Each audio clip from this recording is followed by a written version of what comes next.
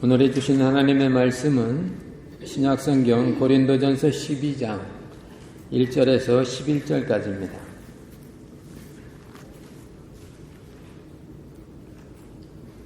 10절까지 제가 봉독하고 11절은 다 같이 봉독하시겠습니다. 먼저 제가 말씀 봉독합니다. 형제들아, 신령한 것에 대하여는 내가 너희의 알지 못하기를 원치 아니하노니 너희도 알거니와 너희가 이방인으로 있을 때에 말 못하는 우상에게로 끄는 그대로 끌려갔느니라. 그러므로 내가 너희에게 알게 하노니 하나님의 영으로 말하는 자는 누구든지 예수를 저주할 자하지 않고 또 성령으로 아니하고는 누구든지 예수를 주시라 할 수 없느니라. 은사는 여러 가지나 성령은 같고 직임은 여러 가지나 주는 같으며 또 역사는 여러 가지나 모든 것을 모든 사람 가운데서 역사하시는 하나님은 같으니 각 사람에게 성령의 나타남을 주심은 유익하게 하려 하심이라. 어떤 이에게는 성령으로 말미암아 지혜의 말씀을, 어떤 이에게는 같은 성령을 따라 지식의 말씀을, 다른 이에게는 같은 성령으로 믿음을, 어떤 이에게는 한 성령으로 병 고치는 은사를, 어떤 이에게는 능력 행함을, 어떤 이에게는 예언함을, 어떤 이에게는 영들 분별함을, 다른 이에게는 각종 방언 말함을, 어떤 이에게는 방언들 통역함을 주시나니. 같이 봅니다. 이 모든 일은 같은 한 성령이 행하사 그 뜻대로 각 사람에게 나눠 주시느니라. 아멘. 성가대 찬양 읽겠습니다.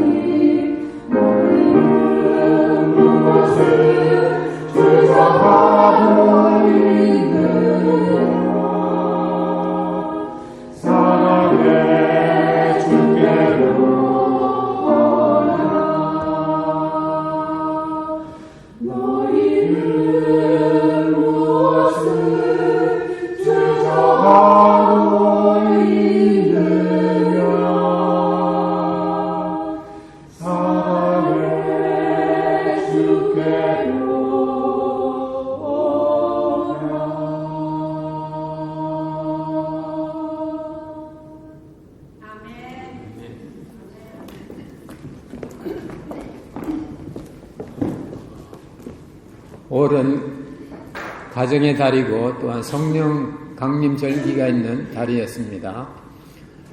우리가 성령 충만하면 우리 가정에 성령이 강하게 운행하시면 행복한 가정, 복된 가정이 될 수 있다는 그런 해석을 또 해봅니다. 또한 우리가 살다 보면은 우리가 원치 않는 그런 일들을 당할 때가 많이 있습니다. 교회나 사회나 동일한 것 같습니다. 오늘 본문에 나와 있는 이 고린도 교회도 문제가 많은 그런 교회였습니다. 우상 숭배라든지 또 영적 혼란이라든지 심지어는 입에 담기 부끄러운 그런 도덕적인 그런 타락도 있었습니다. 근데 성경은 그 고린도 교회의 그런 문제들을 하나도 숨기지 않고 그대로 기록하면서 거기에 임하는 하나님의 은혜와 하나님의 사랑을 기록하고 있습니다.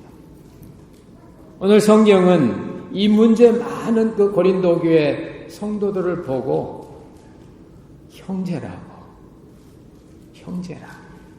오늘 본문 처음에 보면 형제들아.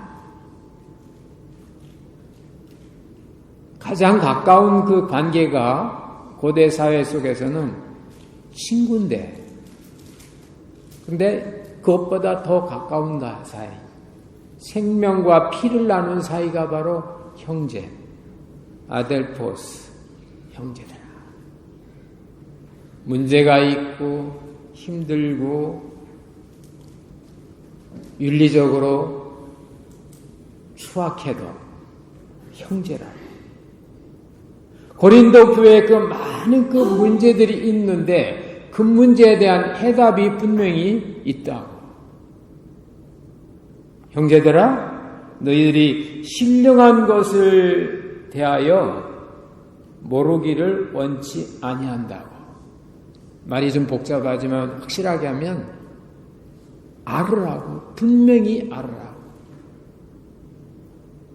Very certain, 분명히 알으라고. 무엇을? 신령한 것을, 영적인 것을, 성령을 알아라.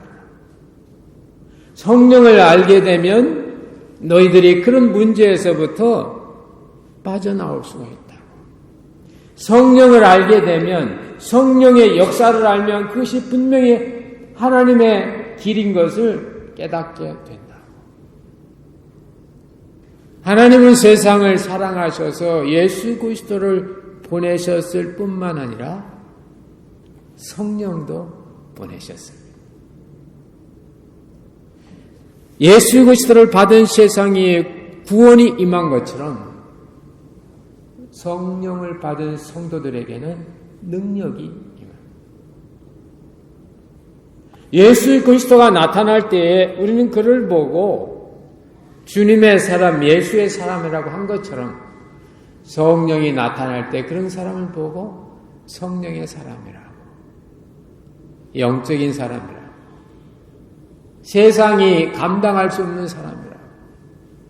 여러분, 이 세상에도 어떤 보이는 유형적인 그런 모습만 있는 것이 아니라 세상에도 영이 있습니다. 이 시대를 주관하는 세상의 영이 있어요.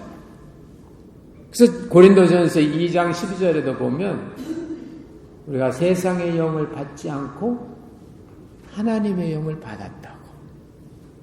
세상의 영을 받은 사람은 세상적인 사람이 되는 거고 하나님의 영을 받은 사람은 하나님의 사람이 되는 겁니다. 이 세상에 임하는 세상의 영이 뭡니까? 세상은요, 잘 살아야 되고 효율성이 있어야 되고 세상적으로 성공해야 되고 잘 나가고, 그 세상 정신입니다. The spirit of this world. 세상의 영이 그렇습니다. 근데 세상은 그런 세상의 영 속에 살도록 만듭니다. 세상의 영이 잘못된 게 아닙니다.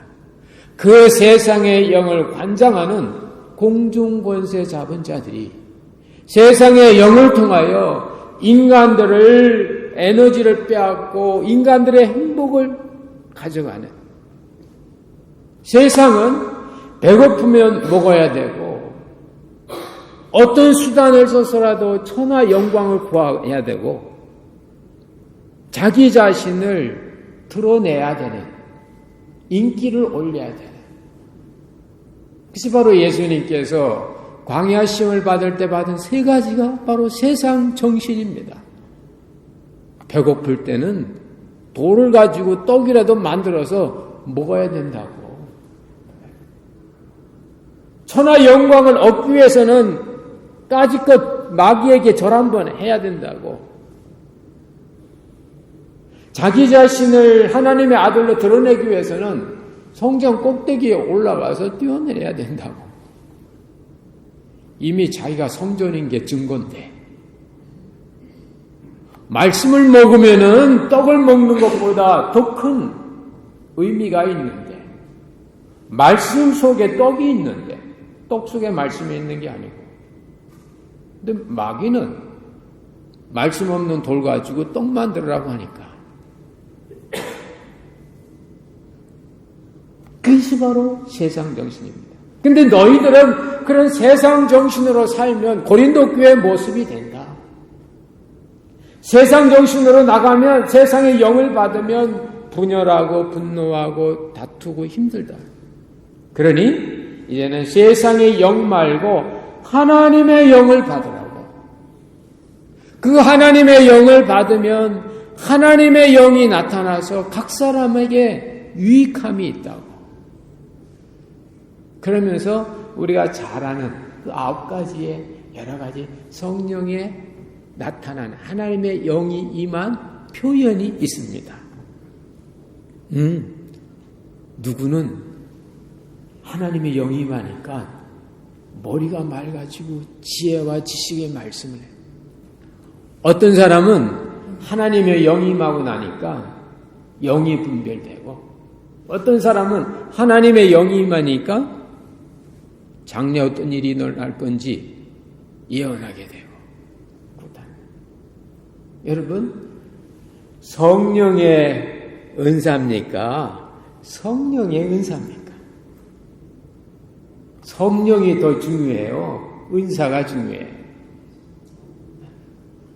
오늘 성경에 보면 결론으로 얘기하는 건 성령이 중요하다는 거예요. 성령이.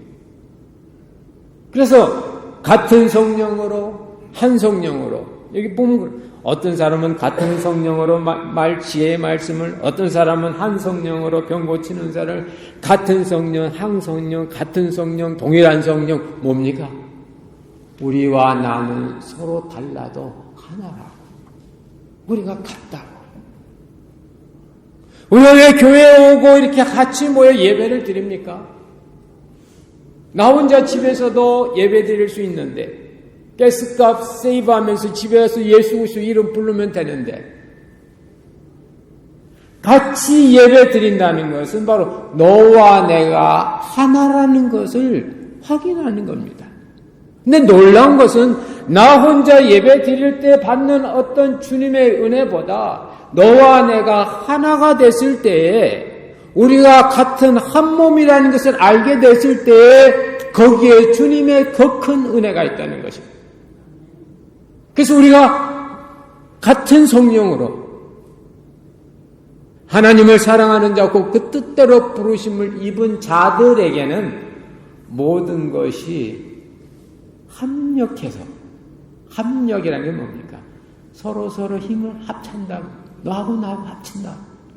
그러니까 성령이 한 성령으로 나오니까 방언도 나오고 예언도 나오고 병도 고쳐지고, 한 성령이 위로도 하고 피곤한데 새 힘이 생기고. 여러분, 피곤하다고 집에서 예배 안 드리시는 거 한번 해보시고, 피곤하고 어려워도 교회 와서 예배 한번 드려보세요. 어느 게 여러분에게 더 큰 은혜가 오는지. 뭐 경험해본 분, 우리 아시지 않습니까? 저 수가일서 여기까지 오려면 얼마나 시간이 걸리고, 또 저 밑에 공항 밑에서까지 오려면 얼마나 시간이 걸립니까? 같이 만남, 너와 내가 같은 성령으로 너와 내가 하나라고. 사람의 능력은 다른 사람과 같이 있을 줄 아는 거예요. 경쟁 구조. 같으면 못 봐. 나보다 앞선 거는 거리껴요. 저도 지금은 안 그렇지만 옛날 젊었을 때는 운전하고 하는 나보다 빨리 가는 차 있으면 제가 못 참고 어쨌든 내가 추월하려고 이렇게 바보 같은 짓을 한 경험이 있어요. 다른 사람이 내 차 추월하는 걸 내가 못 참아. 내가 더 가요. 여러분 그런 분은 없죠. 경쟁 구조에 익숙하지 않나요?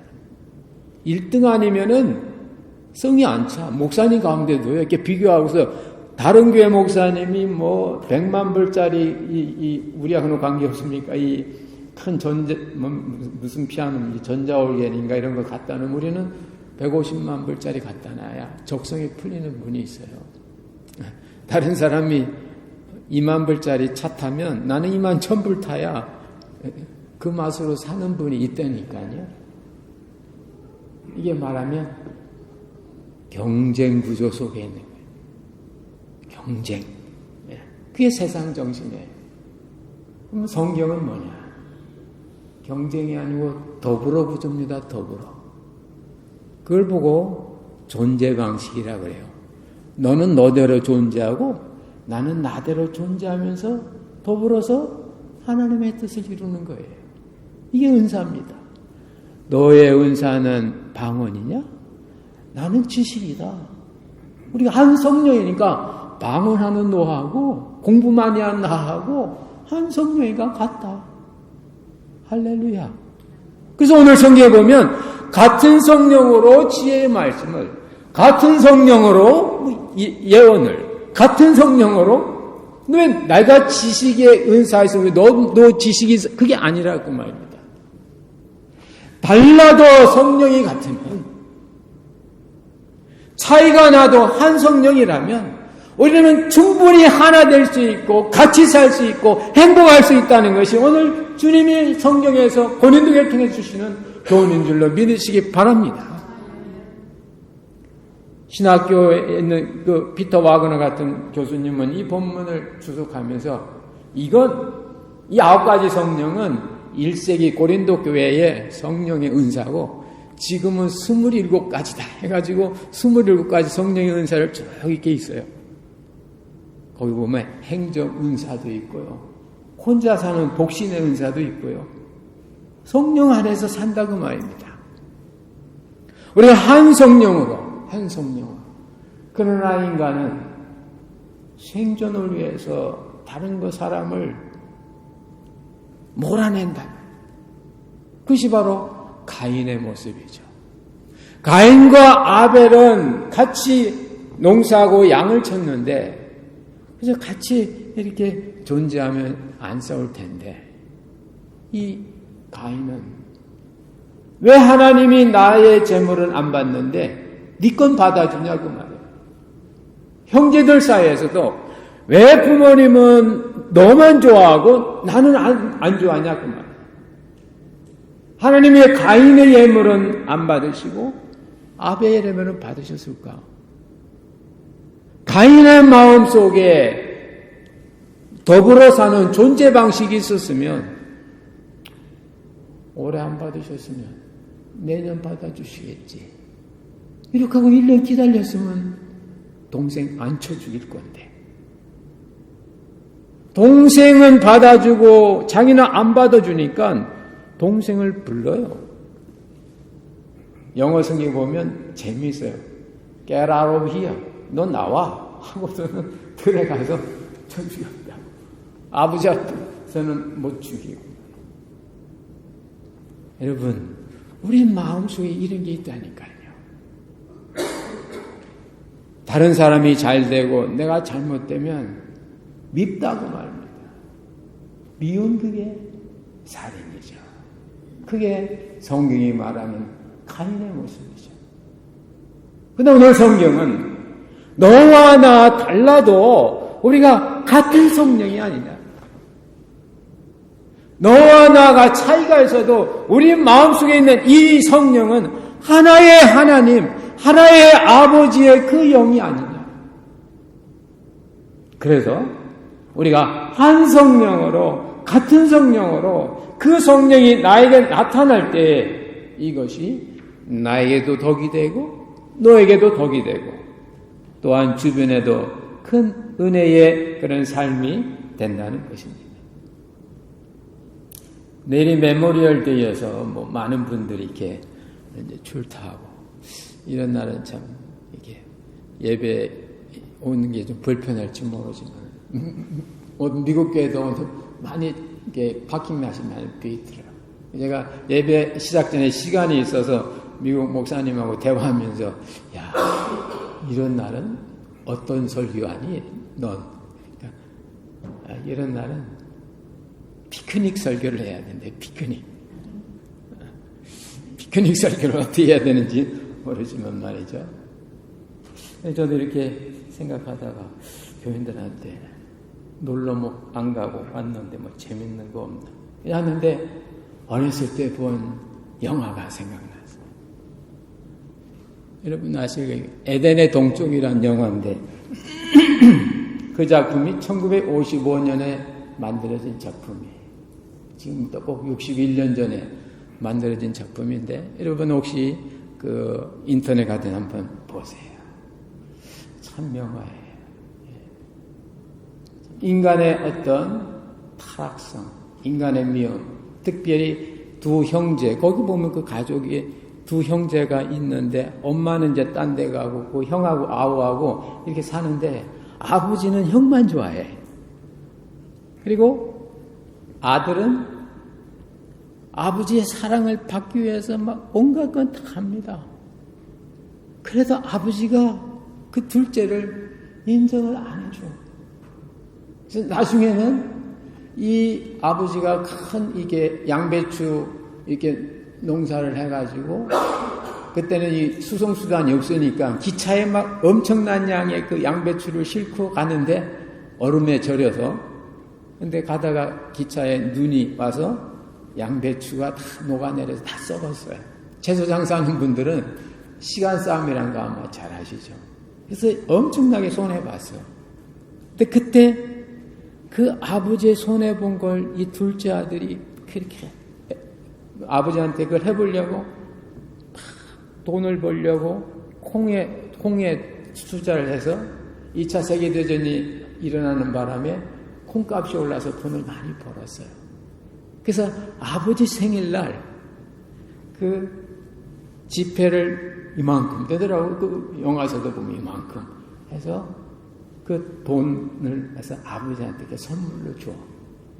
그런데 큰형은 뭘 선물로 갖고 오냐면 아버지가 결혼하기 원하니까 자기 애인하고 약혼한다는 소식을 선물로 줘.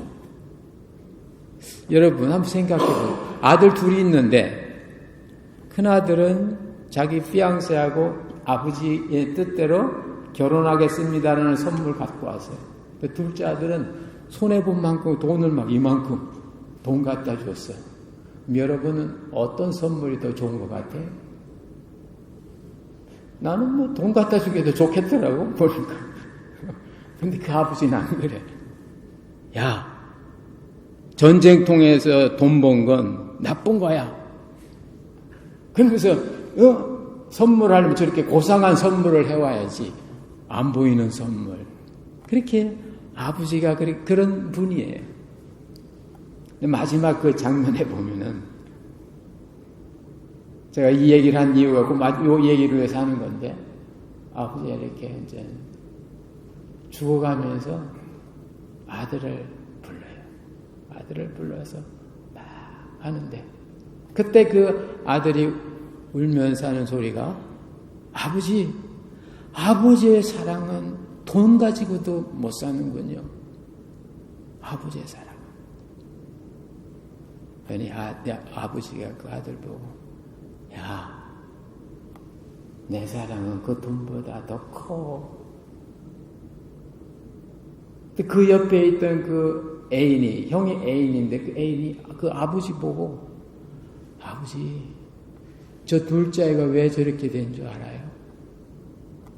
아버지가 인정 안 해줘서 저렇게 됐어요. 하면서 혼잣말로 사람은 인정받지 못하면 힘들어요. 그러더라고요. 사람은 인정받지 못하면 사는 게 힘들어요.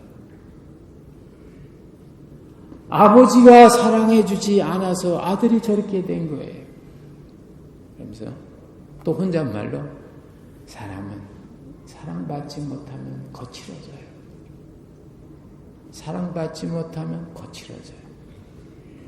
여러분, 하나님 왜 세상을 사랑하셔서 독생자를 주시고 왜 우리를 사랑하셔서 그분의 에센스인 그 성령을 주십니까?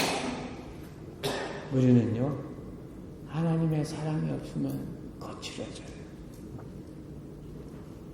하나님이 우리를 인정 안 해주시면요, 우리는 가인처럼 형제를 죽인다니까요. 세상의 정신 속에 우리는 살 수밖에 없어요. 세상의 정신이 무엇입니까? 결국 다른 사람 죽이면서 나 사는 거거든요. 서바이벌 게임 그런 영화도 있지 않습니까? 너를 죽여야 내가 사는 게 세상 정신이에요. 성경은 아니라고. 하나님의 정신으로 살라고. 하나님의 영으로 살라고. 이는 하나님께서 우리에게 선물로 주신 걸 알게 하려 하느라고. 세상의 영을 받으면 모든 게 다 적이고 모든 게 다 불안하고 없어지지 않으면 없어져도 공허하지만, 그러나 하나님의 영을 받으면 모든 것이 선물인 걸 안다. 우리가 세상의 영을 받지 아니하고 하나님의 영을 받았으니, 성령을 받았으니, 그 은사가 성령의 나타남이 어떤 거든지 나로 뜨겁게 만들든지 나로 더 고요하게 만들든지 침착하게 만들든지 미래를 보게 하든지 어떤 새로운 지식을 얻게 관계없이 성령이 오고 나면 모든 게 다 선물이라. 가족도 어려움도 나의 인생도 운명도 다 하나님께서 주신 선물이라는 것을 안다는 것입니다. 여러분, 여러분의 공허와 여러분의 허무한 걸 스스로 해결하려고 헛수고하지 마세요. 성경은 창세기 1장 2절에 그렇게 얘기해요. 땅은 혼돈하고 공허하다고. 땅이 뭡니까? 흙이 뭡니까? 육신의 재료잖아요. 성경. 하나님이 흙으로 사람을 만들었다고. 그래서 이 육신은 결국은 혼돈과 공허가 원재료라고. 그것이 성경이 우리에게 주시는 지혜입니다. 분명히 세상은 하나님이 창조하셨어요. 태초에 하나님이 천지를 창조하시니라. 그 지, 땅, heaven and earth 할 때 그 earth는, 땅은 혼돈하고 공허하다고. 그래서 이 혼돈과 공허를 채우기 위해서 연휴 때만 되면 TV에서 막 스포츠 광고 막 하고 광고와 선전을 통해서 사람들을 몰아가잖아요. 혼돈과 공허를 잊게 하려고. 그러나 그 혼돈과 공허에 대한 답은 그 다음에 나옵니다. 하나님의 신은 수면 위에 운행하신다. 이 육신에, 이 땅에, 땅으로 재료를 만든, 결국 흙에서 와서 흙으로 돌아가는 이 육신의 공허와 허물을 채우는 건 하나님의 신이라고. 땅은 혼돈하고 공허하지만 하나님의 신은 수면 위에 운행한다고. 가만히 계신 게 아니에요. 운행이라는 것은 어미닭이 알을 돌리듯이 계속 생명 현상을 이룩하고 있는 거예요. 어렵고 힘들어도 우리 안에 성령이 오시면 성령은 우리를 통해서 뭔가 생명작용을 움직이고 있는 겁니다. 실패한 게 아니에요. 하고 있는 중이에요. 아직 나타나지 않았을 뿐입니다. 그래서 수면 위에. 오늘 바울은 문제 많은 고린도 교회 성도들을 보고 너희는 내 형제들이라고. 내 형제들이라고. 그런데 너희들이 이 문제를 해결하기 위해서는 영을 알아야 된다. 그 영은 바로 하나님이 주셔서 우리의 유익을 위한 건데, 그 영이 나타날 때는 평안이고 기쁨이고 능력이고 사랑이고 병이 고쳐지는 거고, 병은 문제거든요. 문제가 해결되고, 예언은 다른 사람이 못 보는 것 보는 거거든요. 배추에 투자하면 달지 않은 거거든요. 20년 전에 저기 뭡니까? 둘루스 그 H마트 그 땅덩어리가 솔밭이었거든요. 솔밭. 제 기억에도. 어느 날 큰 트랙터가 와서 땅을 막 갈고 그러더라고. 그러더니 그거 지금 상가 단지가 됐어요. 그게 바로 예언이거든요.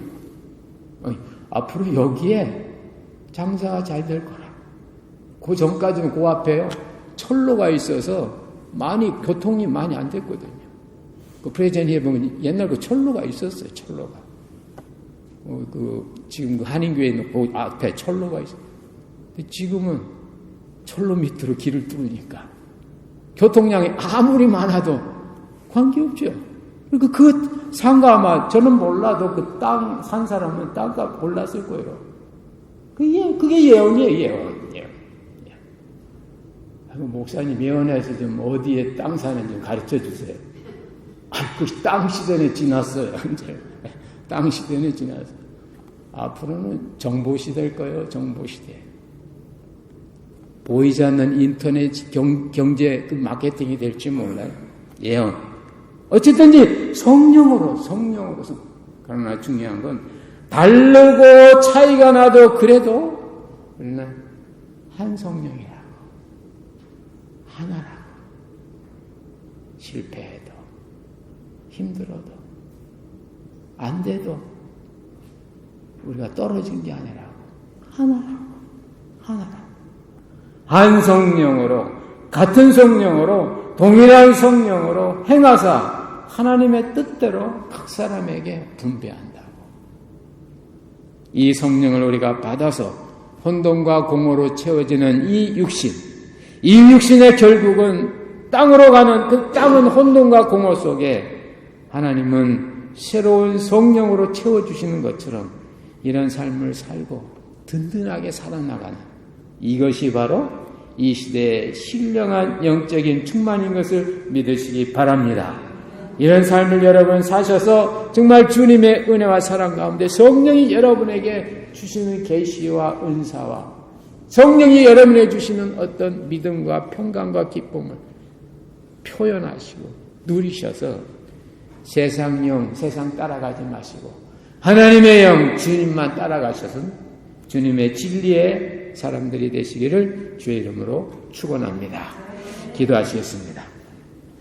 하나님 아버지, 고린도교회 문제 많았지만 그러나 성령을 알게 되면 된다고. 땅은 혼돈과 공허했지만 대안으로 하나님께서 이제 성령을 수면 위에 운행하시고 준비시켜 놓으신 것처럼 우리에 있는 많은 여러 가지 문제들 속에서도 성령만 오시면, 성령만 역사하시면, 성령만 충만하시면 그것이 능력으로, 사랑으로, 지혜로, 지식으로, 예언으로 나타나겠사오니 이 같은 주님의 은사를 허락하여 주시옵소서. 성령의 나타남 가운데 충만히 거하게 하여 주시고 성령의 은혜 속에서 복된 인생을 살아가게 하여 주시며 하나님, 세상으로 끌려가고 세상의 영이 아니라 주님께 붙들려서 주님의 영으로 충만한 주님의 자녀들 다 되게 해 주시옵소서. 감사와 영광을 주께 돌려옵고 생명의 주인 되신 예수님의 이름으로 간절히 기도하옵나이다. 아멘. 찬송가 181장